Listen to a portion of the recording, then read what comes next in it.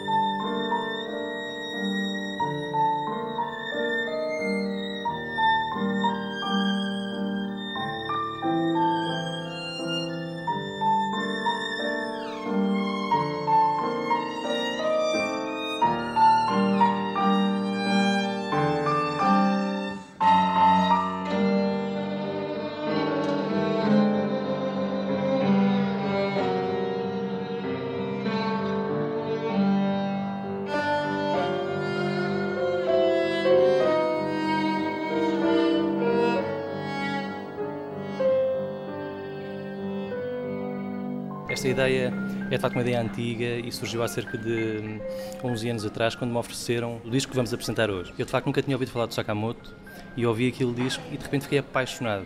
Porque a verdade é que é música que eu não estava habituado a ouvir, enfim, a verdade não é clássico, não é jazz, não é, enfim, e ouvi este disco durante algumas semanas seguidas. Enfim, e de facto um dia achei importante vir, digamos, antes de mais a achar as partituras, que não consegui encontrá-las, e de facto elas não existem. E, portanto, eu pedi às tantas a um colega que me ouvisse o disco e que redigisse esta música. E, portanto, foi um processo que levou cerca de um ano e, enfim, eu já apresentei, de facto, algumas destas obras aqui em Coimbra, até há uns anos atrás, em 2006, acho eu. E o que se passa é que hoje vou apresentar o disco todo. E foi assim, quer dizer, foi, enfim, a verdade é que é um desejo muito simples, não é? A dificuldade foi que, de facto, não haviam partituras e eu tive que as inventar.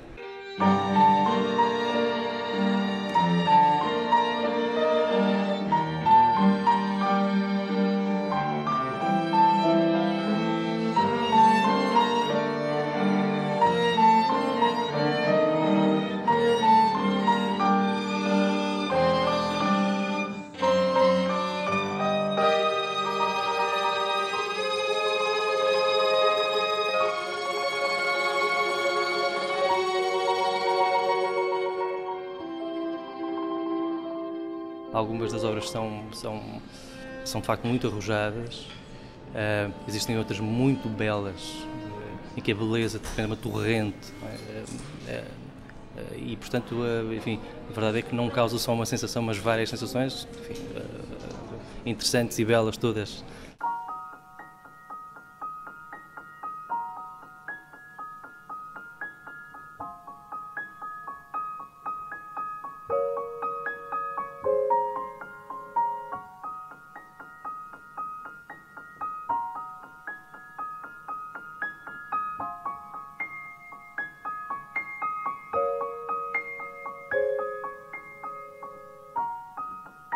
Esta música não existe, não é? É música que não existe, as influências são imensas e nós tivemos alguma dificuldade em relação a questões de estilo. Enfim, como é que se agarra nisto, não é? Como é que se faz? Claro que a referência que nós tínhamos era a do disco, mas a verdade é que um disco é feito em estúdio, portanto há coisas que não, enfim, que não é possível acontecerem em palco. E, portanto, a verdade é que não foi nada fácil nesta abordagem. Eu creio que chegámos, enfim, a um nível bastante interessante, não é? E que vamos hoje apresentar em estreia, mas eu diria que a dificuldade, acima de tudo, foi em perceber as várias influências que dão origem a esta música tão especial, não é? E tão única.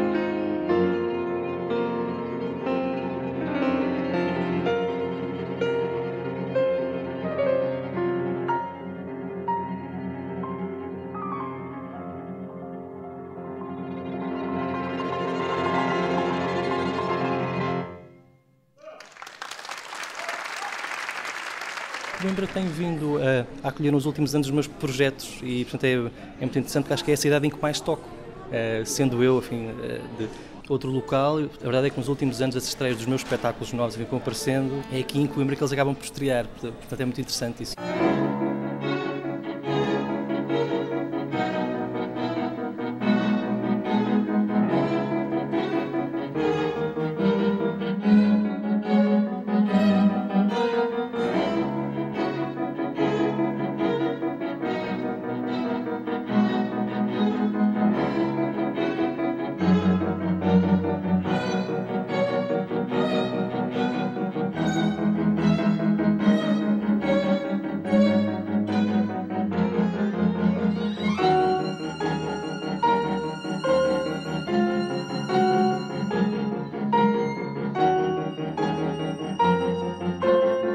Conheço o disco, enfim, já o ouço há muitos anos, como referi, e portanto fui-me inspirando, digamos, fui registrando algumas imagens em Lisboa e, enfim, a verdade é que não sei o que vai resultar, não é? Portanto, estou ansioso por de facto ouvir as reações do público, porque nós enquanto estivermos a tocar não vamos poder olhar, não é? E, portanto, a verdade é que é uma surpresa. E depois vamos de facto, enfim, perceber o que aconteceu e só depois disso é que vamos perceber, digamos, que rumo é que vamos dar ao projeto. A verdade é que eu não quis antecipar, digamos, a venda deste concerto antes de ver a reação, digamos, do público.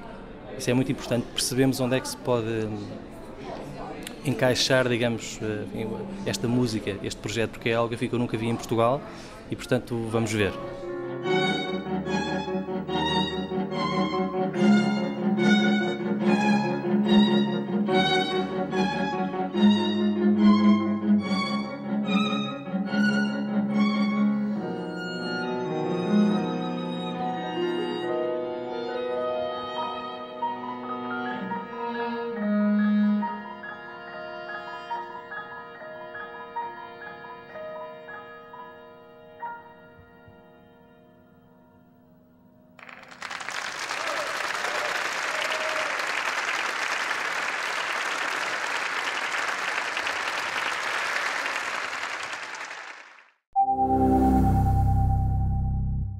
A importância da visualização no jornalismo de dados foi tema para um encontro com Ana Pinto Martinho, jornalista, investigadora e docente especializada na área. As consequências e competências deste tipo de jornalismo foram debatidas na Escola Superior de Educação de Coimbra, com alunos do curso de Comunicação.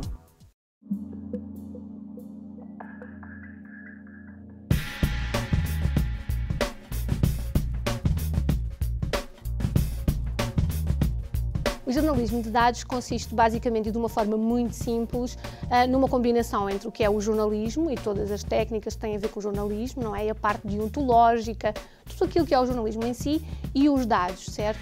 Portanto, numa altura em que os dados estão a crescer exponencialmente, os dados digitais, é importante haver alguém que faça o trabalho dos jornalistas, que é o quê? A análise desses dados e tornar esses dados e apresentá-los de uma forma que o público em geral os compreenda.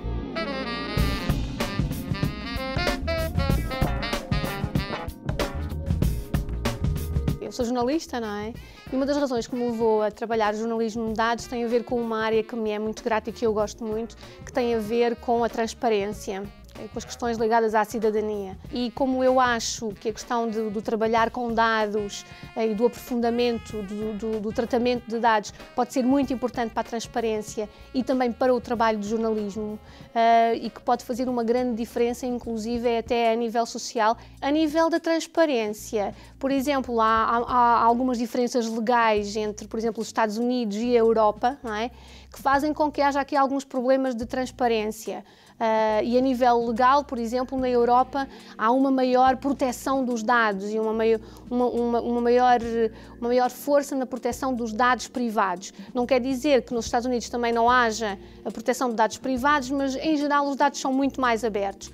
E talvez por essa razão nos Estados Unidos o jornalismo de dados esteja mais desenvolvido do que na Europa, por exemplo.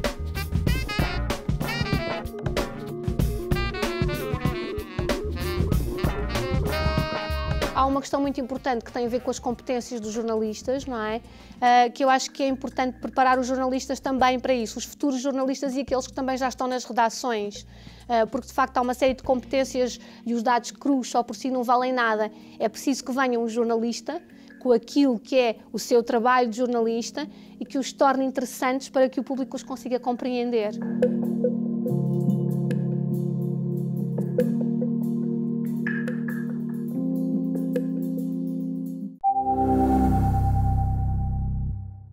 Fernando Meireles constrói guitarras e outros instrumentos tradicionais desde 1984. Foi pioneiro em recriar a sanfona, instrumento medieval. Já poucos se interessam pela arte de construir guitarras. É o exemplo de Cândido Jacob, que aprendeu o ofício com Fernando Meireles. Duas gerações que resistem ao tempo e preservam a arte de construir guitarras.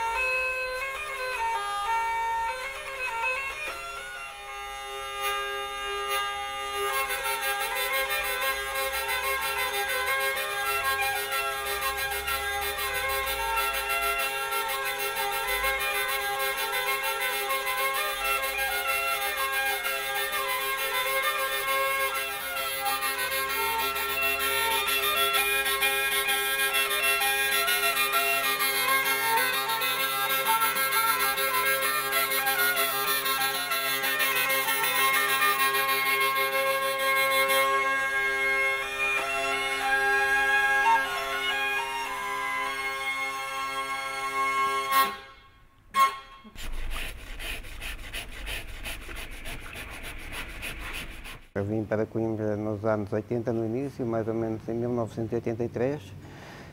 Depois fui estudar violino para o Conservatório e na altura havia um movimento muito grande, como ainda há hoje, mas na altura estava a começar e havia muito entusiasmo à roda, à volta da música tradicional portuguesa.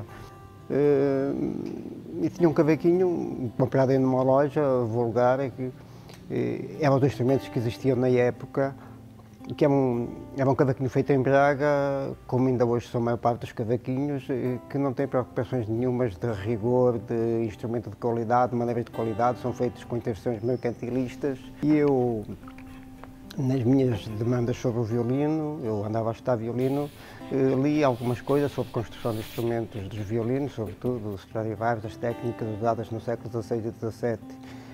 E resolvi fazer um cavaquinho com essas noções. E eu comecei a fazer cavaquinhos. De repente tinha 5 amigos que queriam cavaquinhos. Eu morava na República de Trofécopos e fiz 5 cavaquinhos no quarto da República. Foi assim o meu início. Este tipo de arte, para se desenvolver este tipo de arte, é preciso muita habilidade manual.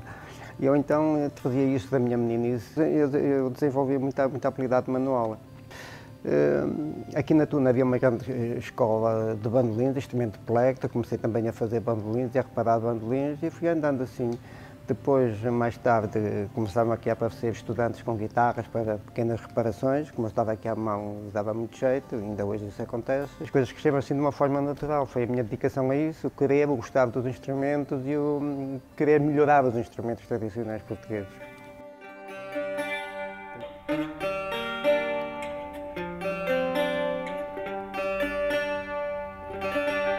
Agora quem procura mais o meu trabalho são músicos já de um certo cariz, já com alguma formação e a maior parte deles profissionais, porque também eu atingi um nível de qualidade assim, bastante elevado, trabalhei para isso e hoje trabalho com grandes materiais, materiais muito bons, muito novos e muito caros e só faço instrumentos neste momento de concerto. Sempre fui tendo com regularidade alunos, pessoas que vêm ter comigo, que me pedem. O penúltimo que tive foi o Cândido. Aquilo que ele aprendeu é aquilo que eu sei, é trabalhar os materiais bons, de boa qualidade, com técnicas ancestrais boas e de boa qualidade. Não usar tantos materiais sintéticos e voltar mais aos materiais que se usavam antigamente, as gelatinas para as colas, as resinas para os vernizes, porque isso enriquece e faz com que os instrumentos sejam mais ricos e mais bem timbrados, com um som mais quente, mais coloroso.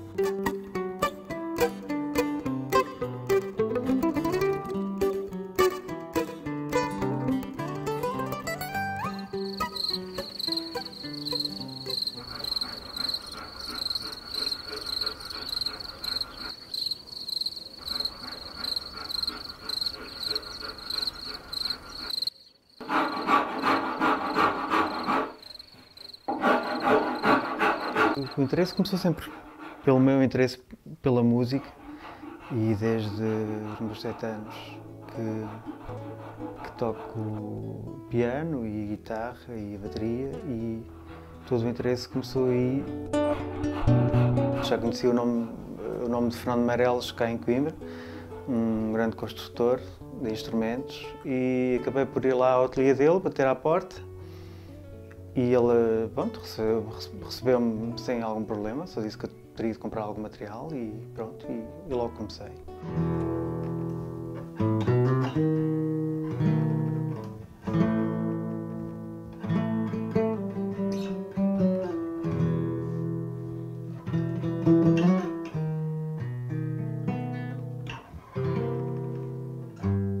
Quem é que procura mais? Pois, não sei, todas as pessoas em geral acabam por mostrar algum interesse pelo trabalho, mesmo que não vão comprar nenhuma guitarra ou reparar nenhuma guitarra, mas acabam sempre por demonstrar bastante interesse. Agora, quem procura o trabalho são, nomeadamente, os guitarristas.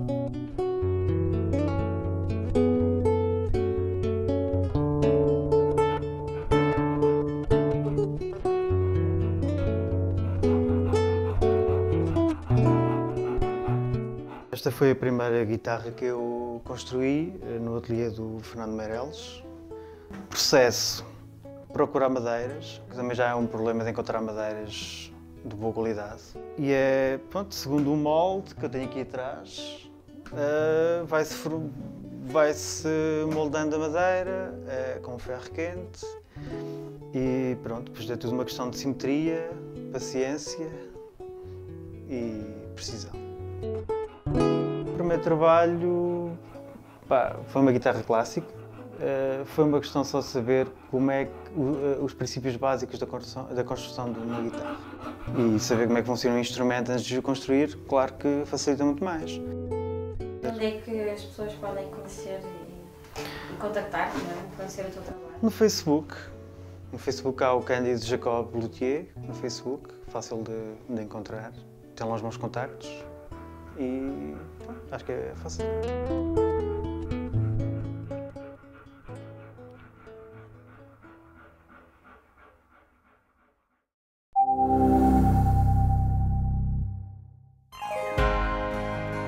A Jigsaw.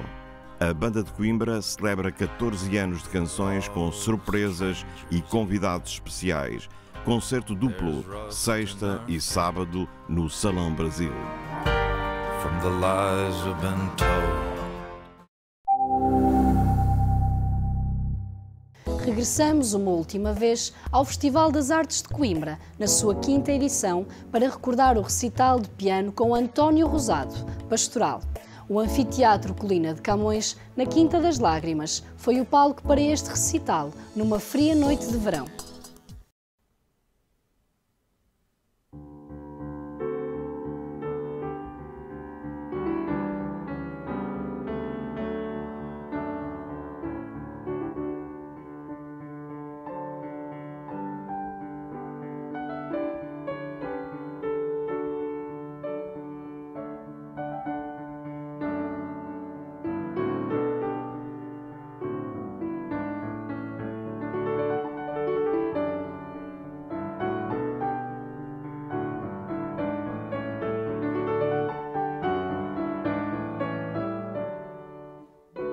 O primeiro contacto com música deverá ter sido antes do meu próprio nascimento, portanto sempre houve música em casa, sou de uma família de músicos e portanto foi um processo mais que natural. Fui para o piano porque, portanto, neste caso o meu pai resolveu que seria interessante ter um curso no conservatório, neste caso em Lisboa, e havia que escolher um instrumento.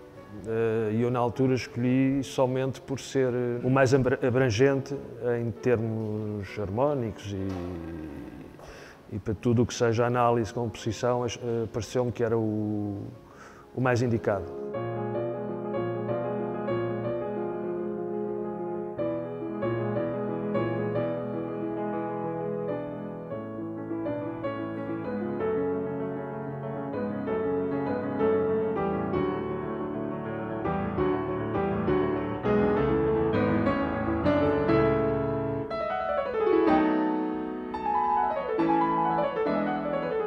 Estar em palco é uma coisa que requer muita concentração, é o resultado de um trabalho muito intenso e pode realmente levar-nos, com a nossa imaginação, sentir a música de uma forma que estejamos um bocadinho fora, digamos, daquele momento, mas nunca tive problemas de regressar. E o que lhe posso dizer é que muitas vezes há um processo que depois de terminar sentimos, não é saudades, mas um sentimento de um bom momento já passado, digamos assim.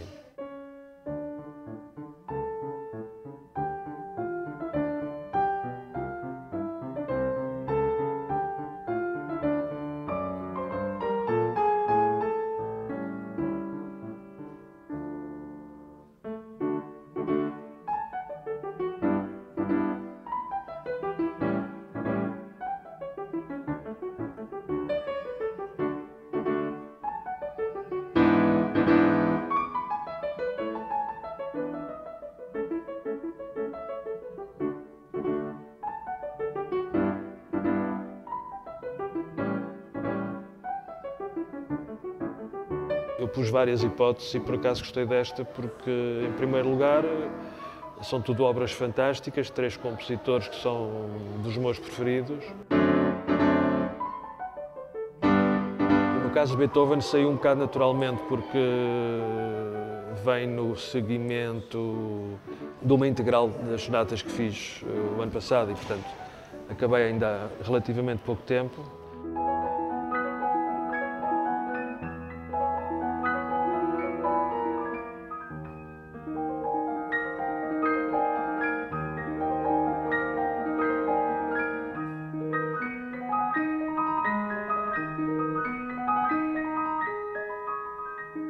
Depois Liszt porque sempre foi o compositor que eu toquei imenso e que gosto muito de tocar e que se virou precisamente para muitos temas da natureza, além de sítios que ele gostou imenso nas suas viagens.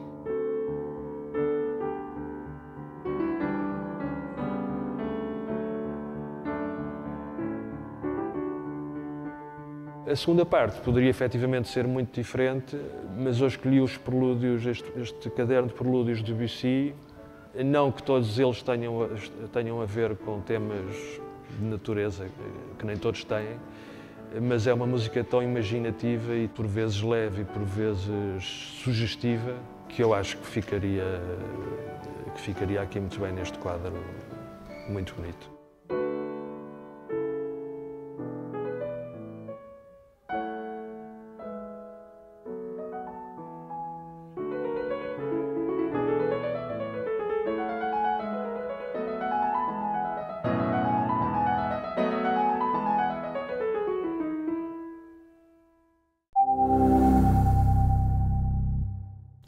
Obrigada por nos ter feito companhia.